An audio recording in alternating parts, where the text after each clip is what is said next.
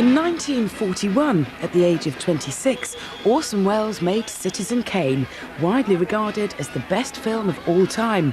Having started at the top, Welles could only go one way. He got fatter, more sluggish, and ended up appearing in sherry commercials. In 2001, at the age of 25, the current Golf GTi is a very comfortable hatchback, but it will inevitably pass into history as an unremarkable sequel, because VW made their Citizen Kane back in the late 70s.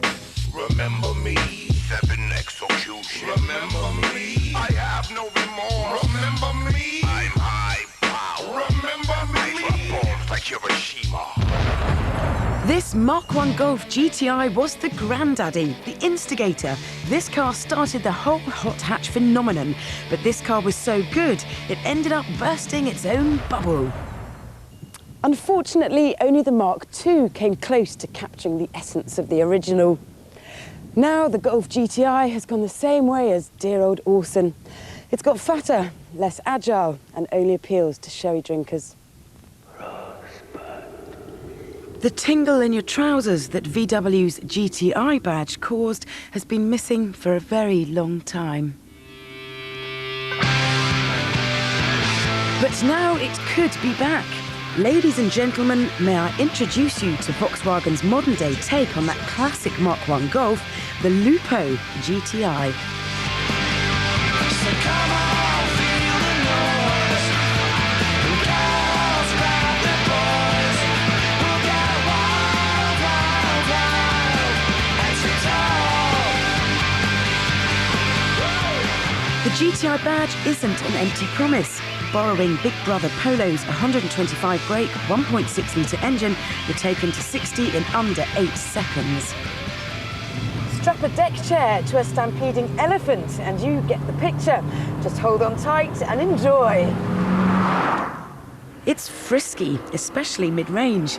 Everything about this car is on the racy side, from the super quick steering to the sporty gear changes. The only thing to let the side down is an overabundance of body roll. If I had my way, though, I'd stiffen the suspension, hang the reasonably comfortable ride and make it into a jaw-breaking belter. The Lupo GTi does have a few more tricks up its sleeve than the ability to cover miles in milliseconds. Its size is a bonus for sneaking into petite places, and that makes it a highly desirable city car. But you shouldn't clip its wings, because it's just as competent on the country roads. This car is no sherry drinker.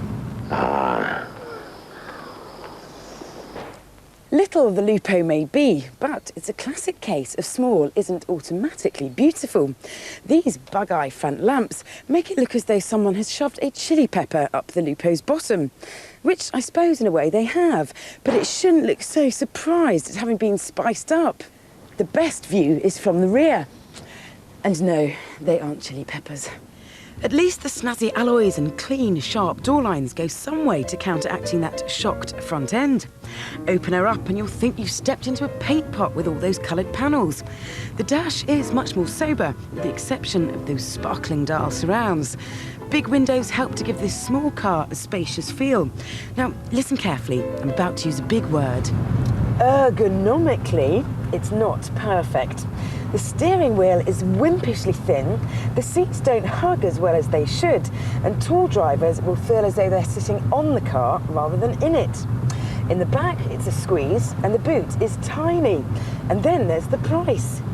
At a fiver under 13 grand, it's a costly small hatch. Peugeot's 106 GTi and Citroën Saxo VTS are cheaper and just as much fun. But VW fans have never let the price put them off. So, do we have a successor to the Golf's GTi title? Or are we looking down the well where Orson's career ended? You can't help but fall in love with this cheeky little chappie. He gives everything he's got 100% of the time. Great for the city, great for the country. He really is the best thing to come from VW's GTi stable in a very long time.